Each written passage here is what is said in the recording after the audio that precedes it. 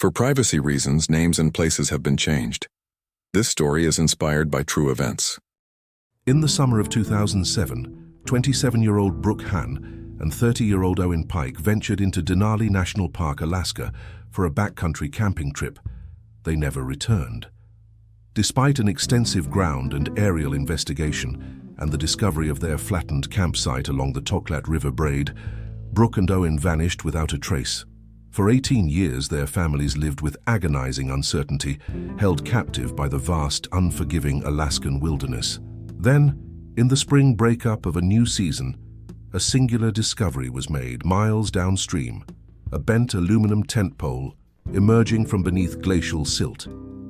This is the complete investigation into what happened to Brooke Hahn and Owen Pike, and the chilling truth revealed by the Toklat River. Before we continue, let us know where you're watching from, and if you enjoy this content, consider liking and subscribing to our channel. Now let's continue. In the vast untamed expanse of Denali National Park, Alaska, the summer of 2007 promised adventure for many. But for two experienced backcountry campers, it would mark an inexplicable vanishing. Brooke Hahn, 27, and Owen Pike, 30, were seasoned outdoors enthusiasts, accustomed to the rigorous demands of the Alaskan wilderness. Their itinerary led them deep into the park's interior, to a chosen campsite nestled along a braid of the Toklat River, a landscape defined by glacial meltwater and shifting gravel bars. It was a place of profound natural beauty, but also of inherent danger, where the elements held ultimate dominion. The couple embarked on their journey with meticulous preparation, their gear chosen for resilience against Denali's unpredictable weather. However, the wilderness harbors sudden and overwhelming forces. Following a period of intense wind activity that swept through the Toklat River Valley, concerns began to mount when Brooke and Owen failed to check in as scheduled. Park rangers initiated a preliminary search, focusing on their last known coordinates. What they discovered at the designated campsite was unsettling. The tent, designed to withstand harsh conditions, lay flattened, its structure compromised by what appeared to have been a significant wind event. Gear was scattered, though some items remained secured, suggesting a rapid, overwhelming force had struck the camp. Beyond the immediate perimeter of the disturbed gravel bar, there was no sign of Brooke Hahn or Owen Pike. No footprints led away from the site, no discarded equipment indicated a hurried departure, and no distress signals had been activated. It was as if the couple had simply ceased to exist within that specific geographic footprint.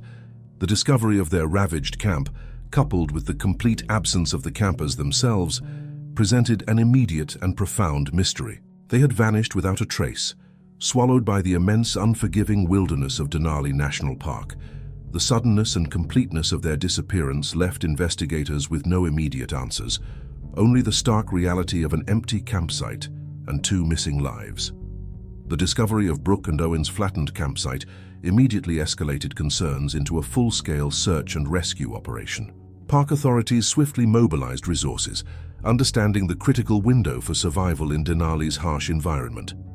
Ranger Alutik Tak Nanes, a seasoned veteran of the park's unforgiving terrain, spearheaded the ground teams. His rangers, intimately familiar with the deceptive landscape of glacial rivers and shifting gravel bars, meticulously combed the braids of the Toklat River, expanding outwards from the disturbed campsite. They navigated treacherous currents and dense riparian brush, their eyes scanning for any sign of the missing campers. Simultaneously, an aerial search was launched, providing a crucial bird's-eye perspective over the vast wilderness.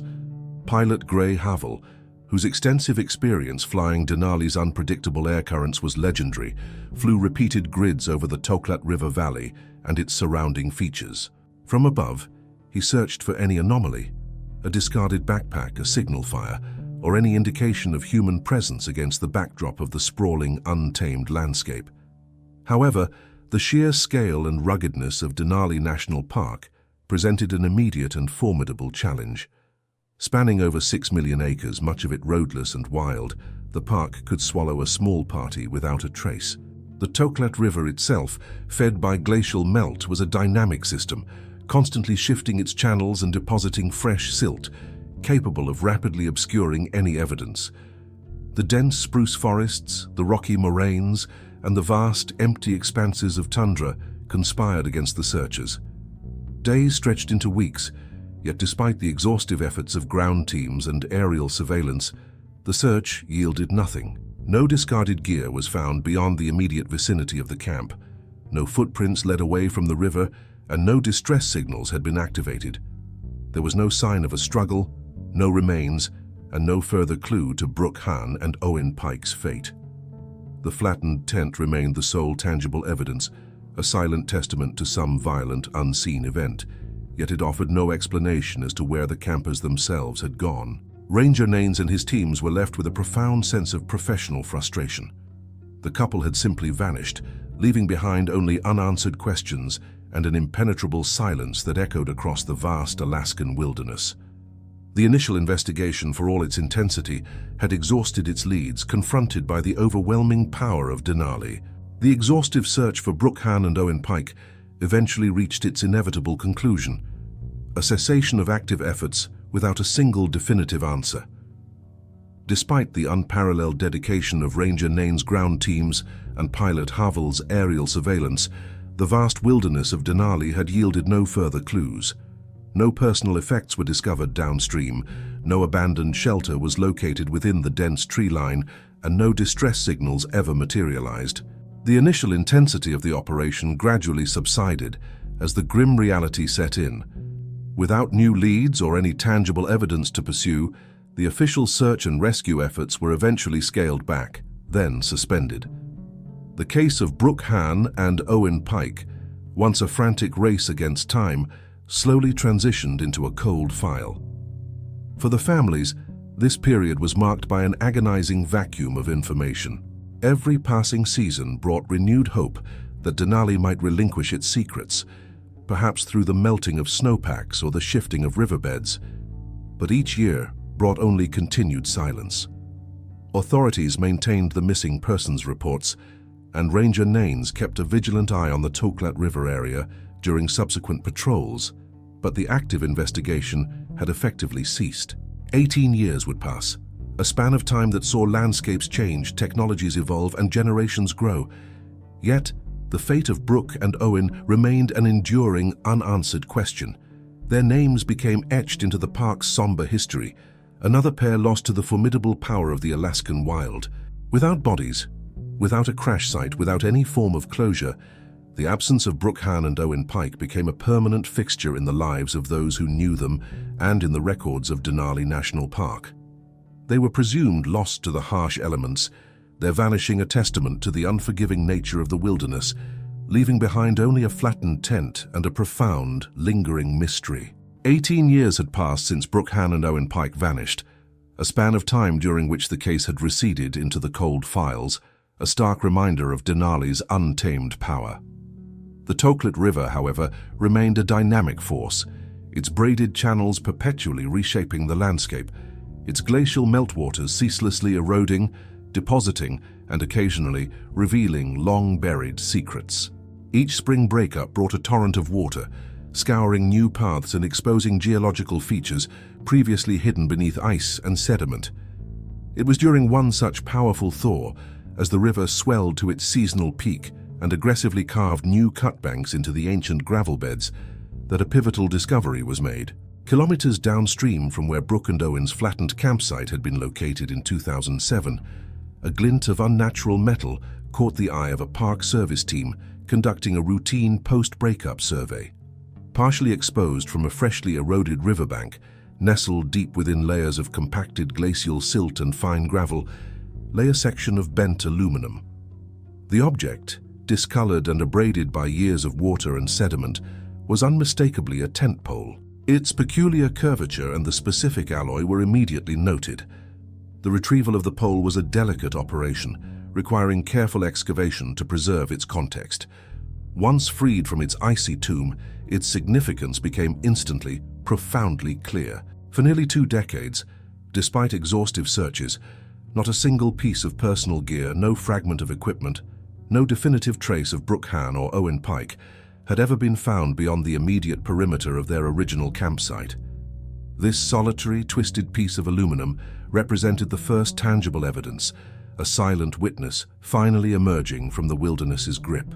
Its discovery, so far removed from the initial point of disappearance, shattered the long-held stasis of the cold case.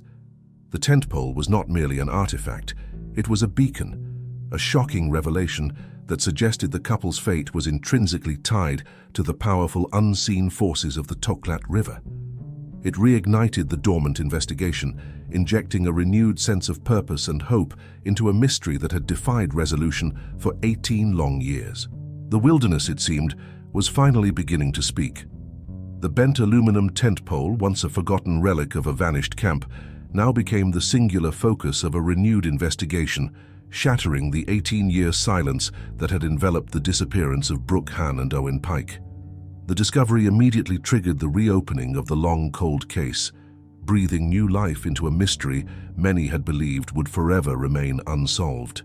For Ranger Alutik Taknanes, the call confirming the find was a jolt, reigniting a professional determination that had never truly faded. The Park Service moved swiftly, securing the area of the discovery and initiating a comprehensive review of all original documentation related to the 2007 incident. The tent pole itself underwent immediate, meticulous scrutiny. It was not merely an object, but a potential key to understanding the forces that had acted upon Brooke and Owen's camp. Forensic teams carefully photographed, measured, and documented every detail of its bent structure, its discoloration, and the sediment still clinging to its surface. The location of its discovery, kilometers downstream along the Toklat River and lodged deep within glacial silt, presented a complex hydrological puzzle. How could such an item travel so far from the original campsite and then become so thoroughly buried over nearly 2 decades? To address these critical questions, new specialists were brought into the investigation. Hydrologist Serena Chu, renowned for her expertise in glacial river systems and sediment transport, became an invaluable asset. Her task was to reconstruct the river's behavior over the intervening years, modeling flow rates, erosion patterns, and deposition zones. Cho's initial assessments suggested that only an event of significant magnitude, likely involving high water volumes and powerful currents, could have transported the pole such a distance and then entombed it so deeply. This implied a more dynamic and destructive scenario than previously considered for the original incident. Initial theories began to coalesce around the idea that the river itself had played a more direct and devastating role than initially understood.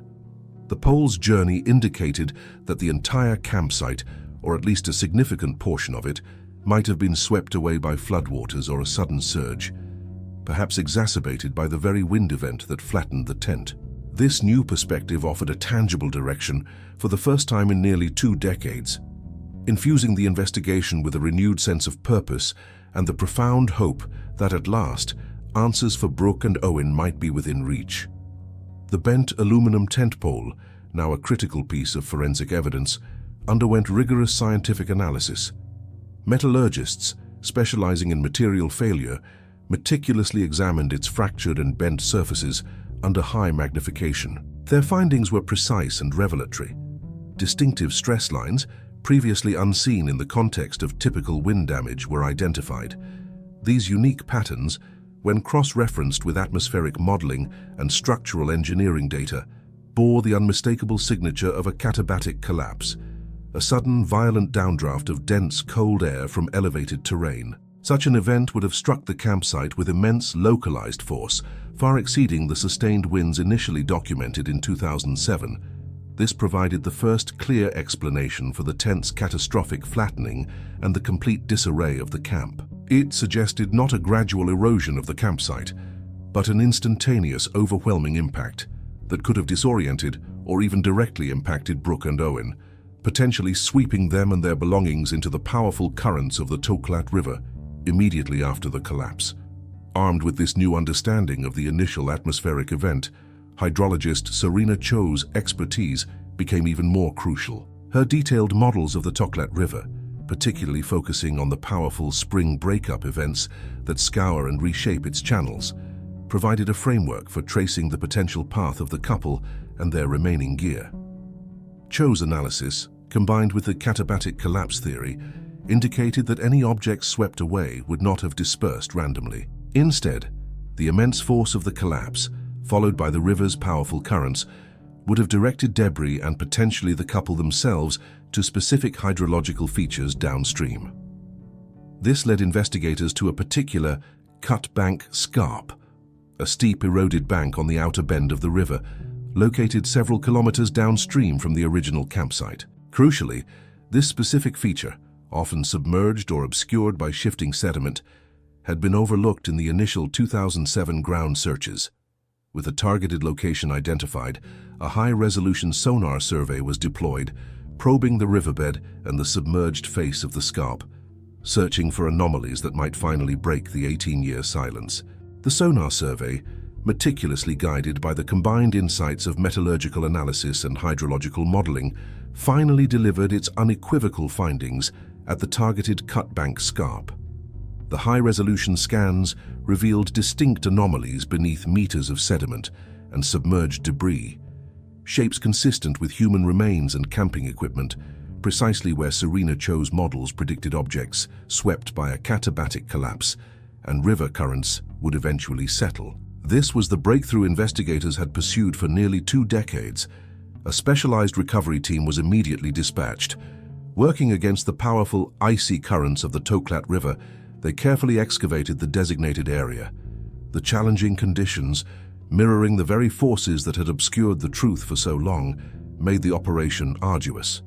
Yet, with each layer of glacial silt removed, the 18-year-old mystery began to yield its secrets. Within days, the first definitive evidence emerged: fragments of Brooke Han and Owen Pike's camping gear, consistent with the items known to have been at their flattened campsite.